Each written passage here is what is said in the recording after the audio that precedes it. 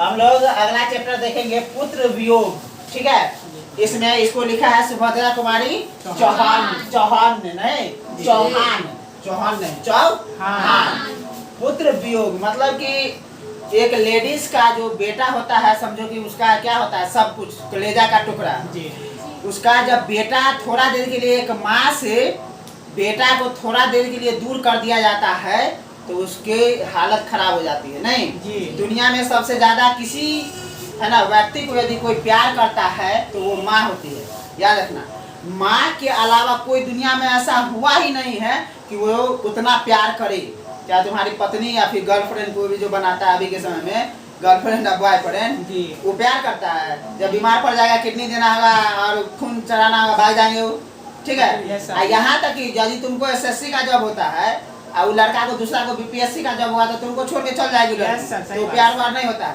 इसीलिए यहाँ पर हर एक लड़का को चाहिए कि अपने माँ को, जो अभी जो हम सबको जो पढ़ा रहे हैं, बोलो माता पिता जी, तो कितना कष्ट झेलते हैं। जब पालती है एक माँ एक बेटा को, गर्भ में रहती है 9 महीना, कितना कष्ट होता है। फिर जब छोटा रहता है लड़का, ठंडी गर्मी बरसात सब से उसको कितना बचाना पड़ता है एक माँ को।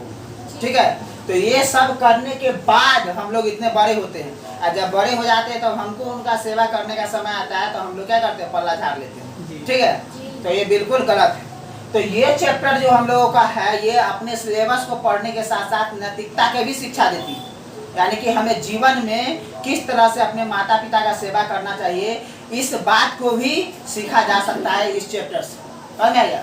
तो इसको लिखा है पुत्र वियोग सुभद्रा कुमारी चौहान ने। चौहान नहीं बोलो जी। तो पहला लाइन यहाँ पर लिखा हुआ है, आज दिशाएं, आज दिशाएं भी हंसती है, आज दिशाएं भी हंसती है। मतलब कि आज चारों तरफ क्या है, खुशी का माहौल है, खुशी का माहौल है ना। आदमी प्रसन्न है उल्लास विश्व पर छाया, यानी कि पूरे दुनिया में खुशी का माहौल है, उल्लास छाया हुआ है, प्रसन्नता का वातावरण है।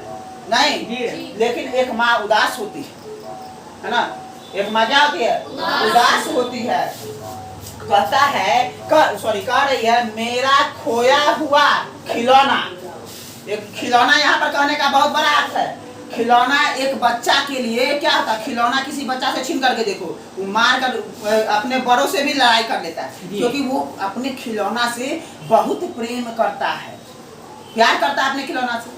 उसी प्रकार से एक माँ, यहाँ पर खिलौना शब्द प्रयोग किया जा रहा है कवयित्री के द्वारा, कि उसी प्रकार से जिस प्रकार से एक बच्चा के लिए खिलौना प्रिय होता है, उसी प्रकार से एक माँ के लिए उसका पुत्र बहुत ही कलेजा का टुकड़ा होता है जी। ठीक है, एक माँ के लिए उसका पुत्र कलेजा का टुकड़ा होता है, उसके बिना वो चैन से जी नहीं सकती है। तो कहती है कि मेरा खोया हुआ खिलौना अब तक मेरे पास न आया, यानी कि जो उनका बेटा जो है वो उनसे बिछुड़ गया है, वो अभी तक इनके पास नहीं आया है। जबकि पूरे दुनिया में चारों तरफ जो भी घर में कोई घटनाएं घट जाती है तो किसी के यहाँ उसी दिन शादी रहता है, किसी का यहाँ जन्मदिन रहता है तो खुशियां मना रहा होता है। लेकिन किसी के घर में जैसे दीपावली के दिन भी बहुत सारे हमारे सैनिक का कई बार सुना होगा कि आज दीपावली है, उसके है ना शहादत का बॉडी आया है शहीद होकर, तो गमगीन दीपावली उनके घर पर क्या मनेगा।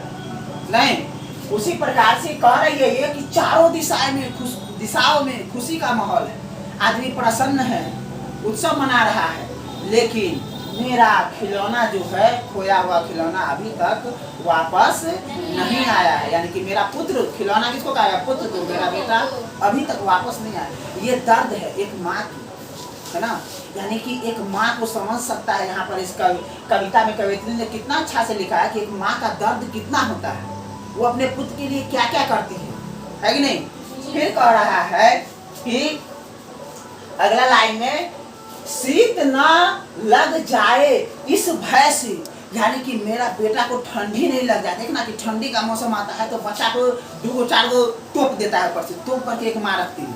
यानी कि जब हम छोटे होते हैं हम लोगों को कोई होश नहीं रहता, कोई फेंक देगा कहीं पर, कोई है ना कौवा चीज खा जाएगा नहीं, तो उस समय अपने बेटा को कितना चिंता करती है एक माँ, वो अपने रह जाएगी उघारी, लेकिन बच्चा को एकदम ढक के रखती है कि नहीं जी। तो शीत न लग जाए इस भय से, नहीं गोद से जिसे उतारा, यानी कि मेरे बेटा को कहीं ठंड न लग जाए इस भय से एक माँ अपने बेटा को गोद में चिपका के भरो दिन रख लेती है, भरो रात रखती है, नीचे नहीं उतारती है नहीं जी। लेकिन वही पुत्र जब आगे बढ़ जाता है, बड़ा हो जाता है, तो कहता है कि आपने मेरे लिए क्या किया। सोचो जरा, ये कविता हमें सिलेबस में पढ़ने के साथ साथ बहुत सीख भी देगी, इसलिए अच्छा से ध्यान से सुनेंगे। यानी कि अब मेरे बेटे को कहीं शीत न लग जाए, ठंड न लग जाए, इसलिए उसको गोद से भी नहीं, एक माँ अपने बेटा को गोद से भी नहीं उतारती है, मतलब उसको इतना डर है, डर के साथ साथ इतना प्यार है कि हम अपना बेटा को कहीं खो नहीं सकते। जिस माँ के संतान दूर चल जाता है या है ना बिछुड़ जाता है या फिर कुछ हो जाता है, उसको पूछो उनसे कि उनका दिल है ना वो कैसे रह रही है, बस ये पूछ लो, ठीक है। बोलो, सब नाश कर दिया।